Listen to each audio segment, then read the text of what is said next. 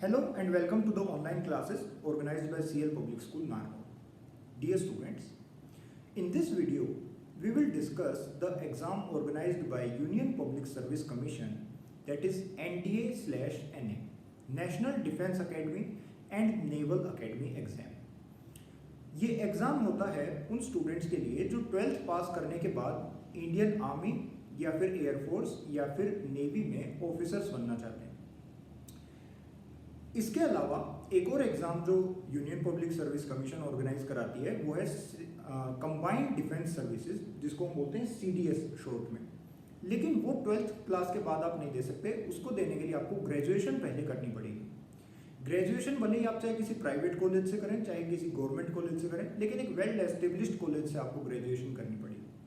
Okay, eligibility criteria क्या है इसका, तो वो आप UPSC की वेबसाइट पे जाके नोटिफिकेशन को कम्प्लीटली रीड कर सकते हैं। आप वहाँ से देख के सारी चीज़ें समझ जाएंगे कि एलिजिबिलिटी क्या है। लेकिन अगर मैं बेसिक बात करूँ तो एलिजिबिलिटी के लिए फर्स्ट कंडीशन तो ये कि आपको इंडियन सिटीजन होना चाहिए। सेकंड कंडीशन आपकी कुछ एज का क्राइटेरिया होता है, 16.5 साल से 19.5 साल। एग्जैक्ट वो क्या है वो हर एग्ज़ाम की नोटिफिकेशन में आपको लिख करके दे देते हैं कि फॉर एग्जाम्पल 1 जनवरी 2004 के पहले बोर्न होना चाहिए, या फिर इस टाइप से आपको एलिजिबिलिटी ऑफ एज वहाँ पर मिल जाएगा नोटिफिकेशन में। Height, eyesight, weight and physical जो सारे एलिजिबिलिटी क्राइटेरिया वो एक बार आप उसमें रीडिंग कर लीजिए जो भी है। उसके अलावा स्टूडेंट्स एक और इसमें खास बात ये है कि आप 12th क्लास में अगर पढ़ रहे हैं तो पढ़ते पढ़ते ये एग्ज़ाम दे सकते हैं। NDA का एग्ज़ाम आप पढ़ते पढ़ते दे सकते हैं। ये 2 स्टेजेस में कंडक्ट कराया जाता है। फर्स्ट स्टेज में एक रिटन एग्जाम होता है और सेकंड स्टेज में एक कंप्लीट SSB इंटरव्यू होता है। स्टूडेंट्स 12th क्लास में पढ़ते पढ़ते आप ये दे सकते हैं, लेकिन आपको जब वो बोलेंगे एक स्पेसिफिक डेट बोलेंगे कि इस डेट को आपको 12th क्लास का अपना पासिंग सर्टिफिकेट उनको सबमिट करना पड़ेगा। और अगर आप सारे मान लीजिए क्वालिफाई कर लेते हैं और फिर बाद में आपका रिजल्ट आया 12th क्लास का और आप उसमें पास हो गए तो डेफिनेटली वो आपको ले लेंगे। लेकिन आपने मान लीजिए क्वालिफाई कर दिया और फिर बाद में आप 12th क्लास में फेल हो गए तो फिर वो आपको डिसक्वालीफाई कर देते हैं।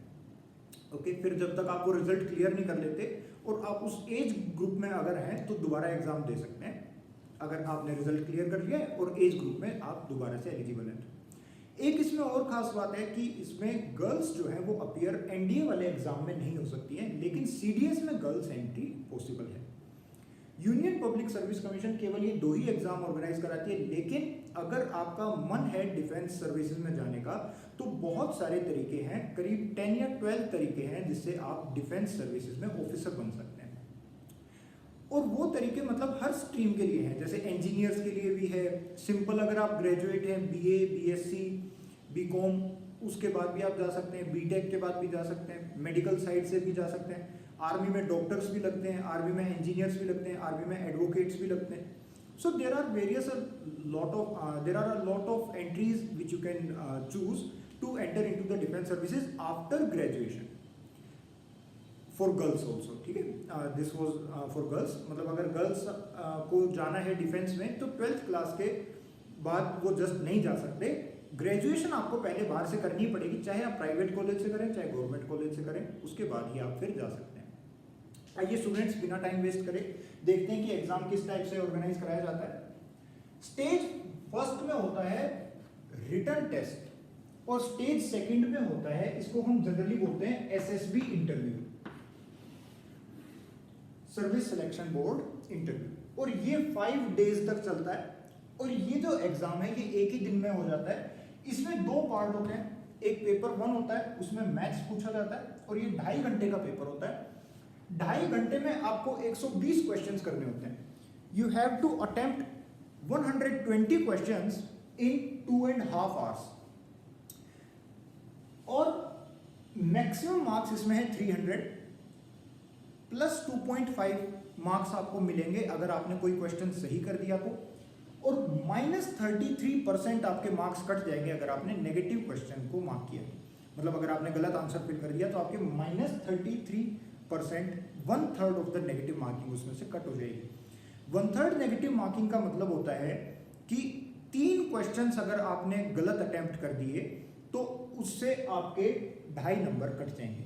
यानी कि एक क्वेश्चन गलत मार्क करने के करीब करीब -0.83 इतने मार्क्स कैंसिल हो जाएंगे एक क्वेश्चन आपने अगर गलत कर दिया तो।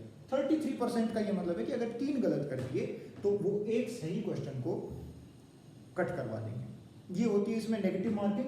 120 क्वेश्चंस आते हैं। अगर सिलेबस की इसकी बात करें तो जनरली आपका जो 11th और 12th क्लास में ही आप पढ़ते हैं, simple calculus, algebra, trigonometry, almost वही सिलेबस आता है।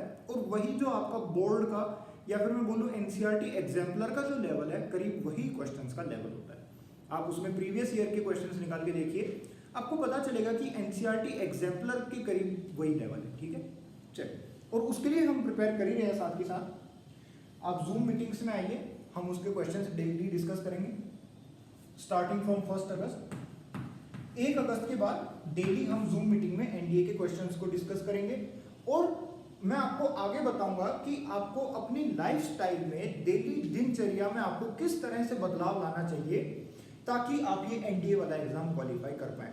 पढ़ाई से रिलेटेड भी और इंटरव्यू से रिलेटेड भी मैं आपको पूरा गाइड करूंगा कि जूम क्लासेस के थ्रू कि आपको डेली लाइफस्टाइल में किस तरह से बदलाव लाने चाहिए ताकि आप इस एग्जाम को क्वालिफाई कर पाए।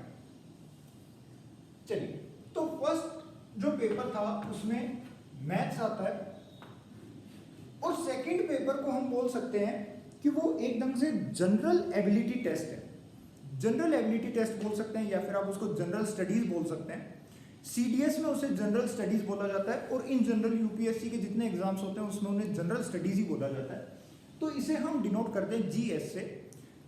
जनरल स्टडीज का जो एग्जाम होता है इसमें आते हैं 150 क्वेश्चंस और 600 मार्क्स के। इसमें हर क्वेश्चन 4 मार्क्स का होता है। अगर आपने एक क्वेश्चन सही कर दिया तो आपको मिलेंगे 4 मार्क्स, और अगर एक क्वेश्चन आपका गलत हो गया तो -33% ऑफ द मार्क्स कट जाएंगे, यानी कि 4/3 मार्क्स कैंसिल हो जाएंगे हर एक गलत क्वेश्चन। इसमें 50 क्वेश्चन आते हैं इंग्लिश के, 25 क्वेश्चन आते हैं फिजिक्स के, 20 geography, 20 history, 15 chemistry, 10 general science के क्वेश्चन आते हैं और 10 करंट अफेयर्स के क्वेश्चन आते हैं। ये वाला जो पोर्शन है ये केवल 10th लेवल का पूछा जाता है, उससे ज्यादा ऊपर ज्यादा हाई लेवल आपसे नहीं पूछा जाता। ओके, इवन दो 1 या 2 क्वेश्चन थोड़े से हाई लेवल के हो भी सकते हैं, लेकिन इन जनरल अगर हम बात करें तो अप टू 10th क्लास तक अगर आपने इन सब्जेक्ट्स को अच्छे से पढ़ा हुआ है तो आप इस पेपर में डेफिनेटली क्वालिफाई कर जाएंगे। क्वालिफाई से ध्यान आया, इसमें जो क्राइटेरिया होता है पास होने का वो रैंक बेस्ड नहीं होता। इसमें क्राइटेरिया कुछ इस टाइप से होता है कि एक सर्टेन कट ऑफ जाती है। जैसे सपोज करिए 900 मार्क्स का ये स्टेज 1 के टोटल दोनों मिला के पेपर्स हैं। आप इसमें देख ही सकते हैं कि मैथ्स की इंपॉर्टेंस बहुत ज़्यादा है कि एक कंप्लीटली सेपरेट पेपर ही होता है मैथ्स का। अगर आप ये फर्स्ट पेपर ही क्वालिफाई नहीं कर पाए तो आप इस पूरे प्रोसेस से बाहर हो जाते हैं पहले दिन। तो मैथमेटिक्स इसमें सबसे ज़्यादा इंपॉर्टेंट है, और आपको जब मैं यहाँ बताऊंगा इंटरव्यू में तो उसमें भी मैथमेटिक्स आता है। यानी कि इस पूरे पेपर में जो सबसे इंपॉर्टेंट थ्योरेटिकल सब्जेक्ट है अगर मैं बात करूं तो वो है मैथमेटिक्स एंड इंग्लिश। इंग्लिश इसलिए क्योंकि जो कंप्लीट इंटरव्यू होता है आपका वो इंग्लिश लैंग्वेज में होता है। हिंदी में या फिर और किसी दूसरी लैंग्वेज में आप वो नहीं दे सकते, इंग्लिश में ही आपको वो कंप्लीट इंटरव्यू देना पड़ता है। तो इसलिए 2 सब्जेक्ट्स, एक इंग्लिश और एक मैथमेटिक्स, सबसे ज़्यादा इंपॉर्टेंट है इस एग्जाम को क्वालिफाई करने के लिए। और क्वालिफाई का क्राइटेरिया जो होता है वो कट ऑफ बेस्ड टाइप से होता है। For example there are 900 marks in total and in this year suppose there are 420 seats, so therefore the cutoff marks can be something like let us say 450 marks or let us say 550 marks.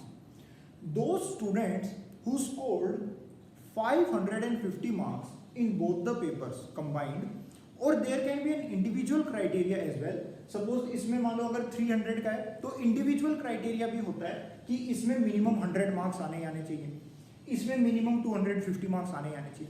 वो change होता रहता है according to the cut off. Alright students, so आपको cut of clear करनी होती है और उसके बाद रैंकिंग्स नहीं आती, ना ही आपके मार्क्स शो किए जाते हैं। सपोज करिए एक स्टूडेंट ने 900 में से 850 मार्क्स स्कोर कर दिए, दूसरा स्टूडेंट है जिसने 750 मार्क्स स्कोर कर दिए। Both of them qualified the cut of, Now, both of them are equally eligible for interview. Okay, and there is no ranking criteria. Like कभी भी आप ये नहीं सुनते हो कि एनडीए में किसी ने फर्स्ट रैंक स्कोर करी, बिकॉज उसमें रैंकिंग्स नहीं आती है. After you have joined the defence services all of you are equal. हाँ, ऐसा पॉसिबल है कि मान लीजिए आपको कोई एक पर्टिकुलर सर्विस चाहिए, दूसरे पर्सन को भी सेम सर्विस चाहिए, और उस सर्विस में मान लीजिए वैकेंसी की कमी है कि दोनों में से कोई एक ही जाएगा, तब फिर चेक किया जाता है कि मार्क्स किसके ज़्यादा हैं, उसको अंदर ले लीजिए. लेकिन आपने एक सर्विस कंप्लीटली ज्वाइन कर ली है, उसके बाद इन मार्क्स की कोई ज़्यादा वेटेज नहीं है, क्वालिफाई केवल आपको करना है. लेकिन जैसे जैसे आगे कंपटीशन बढ़ रहा है, जैसे जैसे number of candidates who are appearing in these exams are increasing, you should be well prepared to score as much marks as possible to be on the safer side. So ये तो हो गया students written वाला. ये दोनों test एक ही दिन में होते हैं. ये भी 2.5 घंटे का होता है, ये भी 2.5 घंटे का होता है. टोटल 5 घंटे एक ही दिन में टेस्ट शुरू होता है. जैसे सुबह 10 बजे आपको मान लीजिए आपने दिल्ली सेंटर भरा, तो 10 से 12:30 एक टेस्ट चलेगा, फिर आपको बीच में 1.5-2 घंटे का ब्रेक दे देंगे, फिर 3 से 5:30 दूसरा टेस्ट हो जाएगा, और फिर वो कंप्लीट आपका, उसका फिर कुछ टाइम बाद रिजल्ट आ जाएगा और आपका इंटरव्यू का कॉल आ जाएगा. ठीक है. इंटरव्यू जनरली इसका भोपाल में आता है, या फिर बेंगलोर में, या फिर इलाहाबाद में आता है. ठीक है, जनरली यहीं पर ही आता है इंटरव्यू. इसके अलावा कपूरथला में भी कई बार आपको इंटरव्यू फेस करने जाना पड़ सकता है. इंटरव्यू में आपकी नहीं चलती, आप अपनी पसंद के सेंटर पे नहीं जा सकते. ठीक है, सपोज आप ऐसा नहीं कर सकते कि मैं तो दिल्ली आ सकता हूँ, दिल्ली आ जाओ इंटरव्यू लेने, ऐसा नहीं हो सकता. जहाँ पर इनकी टेस्टिंग अकेडमी है, केवल और केवल वहीं पर आप इंटरव्यू दे